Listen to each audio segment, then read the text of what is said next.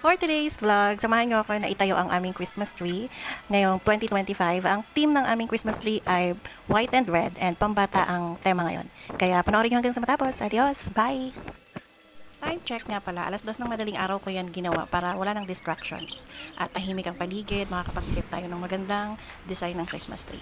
At yung mga design nga pala niyan, merong mga luma at meron ding mga bago. Doon ko nabili lang yan sa Dapitan Arcade.